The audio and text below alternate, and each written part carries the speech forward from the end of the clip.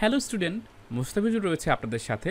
আজকের ভিডিওতে Microsoft office ওয়ার্ডের ইন্টারফেস কিভাবে আপনি ওপেন করবেন এবং একই সাথে মাইক্রোসফট অফিস ওয়ার্ডের ইতিহাস সম্পর্কে জানার চেষ্টা করব। তো চলুন কথা না বাড়িয়ে শুরু করি।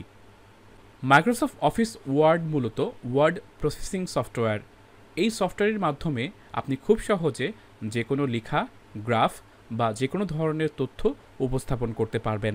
এজন্য আপনার কম্পিউটারে মাইক্রোসফট অফিস ইনস্টল থাকতে হবে।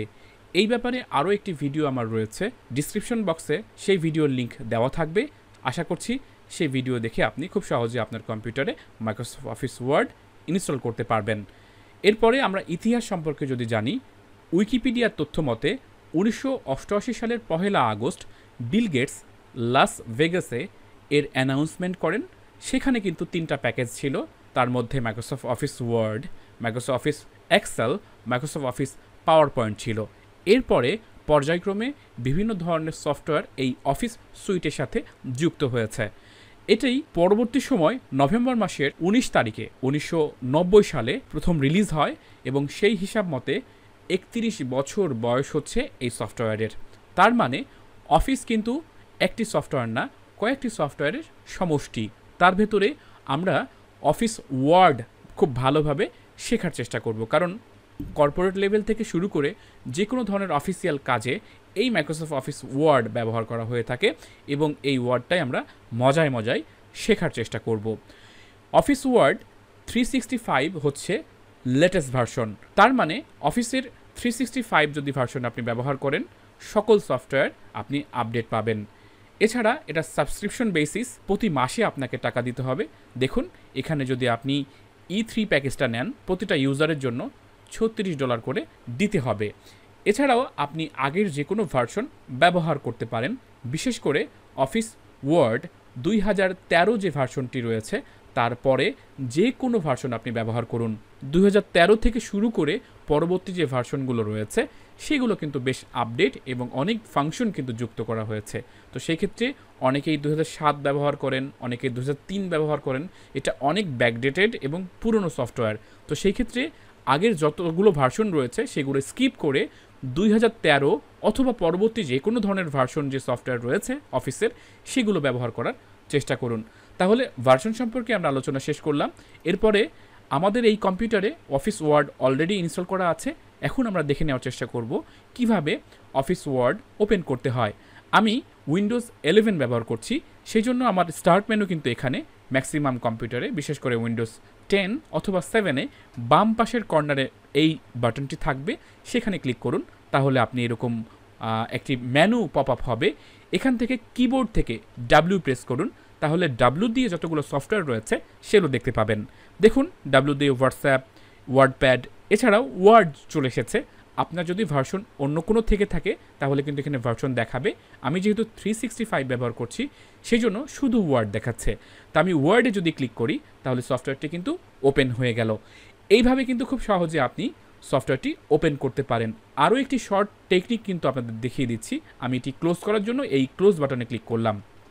এরপরে আবারও স্টার্ট মেনুতে ক্লিক করে ওয়ার্ড লেখার জন্য W প্রেস করলাম।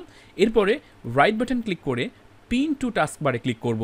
তাহলে নিচের দিকে এই যে টাস্ক বারে এই ওয়ার্ড কিন্তু পিন হয়ে যাবে। তার মানে এখানে ক্লিক করলেই কিন্তু এক ক্লিকেই আপনি সফটওয়্যারটি ওপেন করতে পারছেন।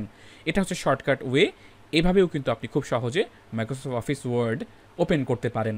এরপরে আমরা কাজ শুরু করার জন্য এখানে অনেকগুলো ট্যাম্পলেট রয়েছে। এই ট্যাম্পলেটগুলো নিয়ে পরবর্তী সময় আমরা কথা বলবো। তবে প্রথম দিকে আমরা ব্ল্যাঙ্ক ডকুমেন্ট নিয়ে কথা বলবো। তার ফাঁকে আমি একটু বাম পাশের মেনু সম্পর্কে একটু বলে দিই। হোম মানে আপনি যেখানেই থাকুন আপনি এই ট্যাম্পলেটের যে পেজটা রয়েছে সেখানে চলে আসতে পারবেন।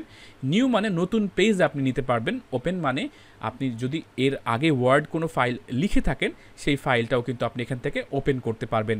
এছাড়া অ্যাকাউন্টে ক্লিক করে খুব সহজে আপনি কোন ভার্সন ব্যবহার করছেন সেই ভার্সনটি কিন্তু দেখতে পাচ্ছেন। এখানে দেখুন মাইক্রোসফট 365 অ্যাপস ফর এন্টারপ্রাইজ আমি ব্যবহার করছি এবং বাম পাশের দিকে আমার কিন্তু একটি অ্যাকাউন্ট লগ ইন করা আছে। এই অ্যাকাউন্টের অধীনে আমি যে লেখালেখি করি যে ফাইলগুলো সেগুলো খুব সহজেই ক্লাউডে স্টোরেজ করতে পারি। তার মানে ওয়ান ড্রাইভ নামের মাইক্রোসফটের যে ক্লাউড রয়েছে সেই ক্লাউডে আমি সরাসরি লিখার পাশাপাশি সেটা সংরক্ষণও করতে পারি। আপনারাও চাইলে মাইক্রোসফটের অ্যাকাউন্ট ব্যবহার করে খুব সহজে ক্লাউডে সংরক্ষণ করতে পারবেন, তাতে করে ফাইল হারিয়ে যাওয়ার যে সম্ভাবনা সেটা আর থাকবে না। এছাড়াও নিচের দিকে আপনি খুব সহজে ব্যাকগ্রাউন্ড, থিম পরিবর্তন করতে পারবেন। ব্যাকগ্রাউন্ডে ক্লিক করলে অনেকগুলো ব্যাকগ্রাউন্ড রয়েছে। এই যে ওপরের দিকে কর্নারে যে ডিজাইন রয়েছে সেই ডিজাইনটাই হচ্ছে মেইন। এখানে দেখুন আমি ক্যালিওগ্রাফি দিলে এখানে ডিজাইনটা চেঞ্জ হয়ে যাচ্ছে। এরপরে থিম, অনেকেই ডার্ক থিম ব্যবহার করতে চান, সেজন্য ব্ল্যাক থিম ব্যবহার করতে পারেন। এছাড়াও আপনি ডার্ক গ্রে ব্যবহার করতে পারেন। এছাড়াও অনেকগুলো অপশন রয়েছে, আমি কালারফুল থিমটা ব্যবহার করছি। তাহলে আমরা খুব সহজে এই প্রথম ইন্টারফেস সম্পর্কে পরিচয় লাভ করলাম। এরপরে আমি সরাসরি ব্ল্যাঙ্ক ডকুমেন্টে ক্লিক করছি। ব্ল্যাঙ্ক ডকুমেন্টে ক্লিক করার সঙ্গে সঙ্গে মাইক্রোসফট অফিসের যে মূল ইন্টারফেস সেটি কিন্তু ওপেন হয়ে যাবে। দেখুন আমি এই ইন্টারফেসকে 3 ভাগে ভাগ করে ফেলেছি। সেটি হলো, প্রথমটি আমাদের টুলবার। এখানে অনেকগুলো অপশন রয়েছে, সেই অপশনগুলো কিন্তু আমরা মজায় মজায় শেখার চেষ্টা করব। কোন অপশন দিয়ে কোন কাজ করতে হয় সেটাও কিন্তু দেখানোর চেষ্টা করব পর্যায়ক্রমে।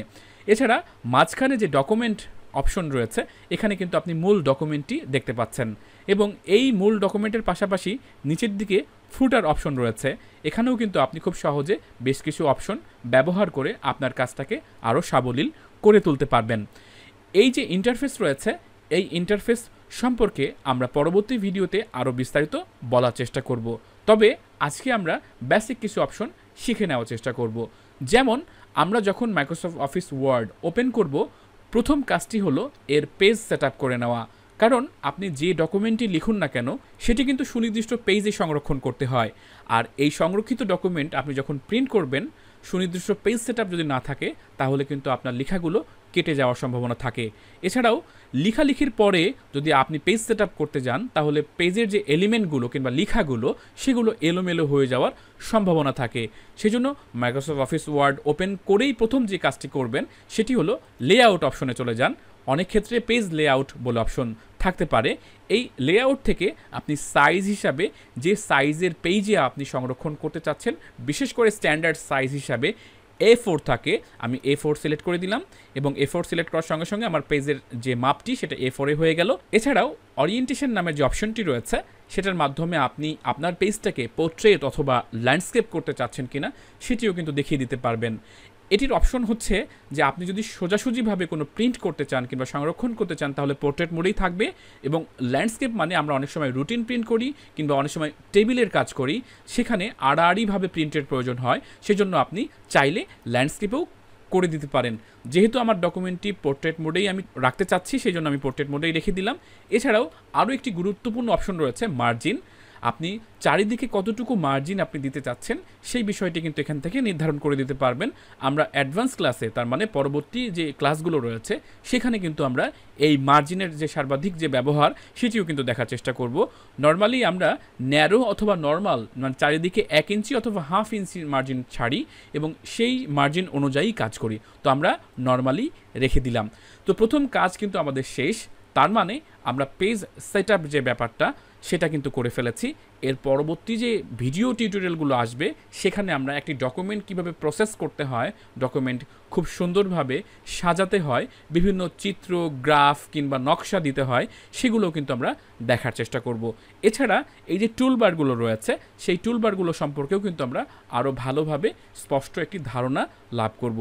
আমাদের এই ভিডিও টিউটোরিয়ালটি বাস্তবিক জীবনের যে প্রজেক্ট রয়েছে সেই প্রজেক্ট নির্ভর করে তোলার চেষ্টা করব, যাতে করে এই ভিডিওগুলো দেখে আপনি আপনার বাস্তবিক জীবনে, যেমন সিভি তৈরি করা, যে কোনো ধরনের অ্যাসাইনমেন্ট রেডি করা, যে কোনো ধরনের লেটার লেখা, যে কোনো ধরনের তথ্য উপস্থাপন করা থেকে শুরু করে অফিসিয়াল যে কাজগুলো রয়েছে সেগুলো আপনি খুব সহজে করতে পারবেন।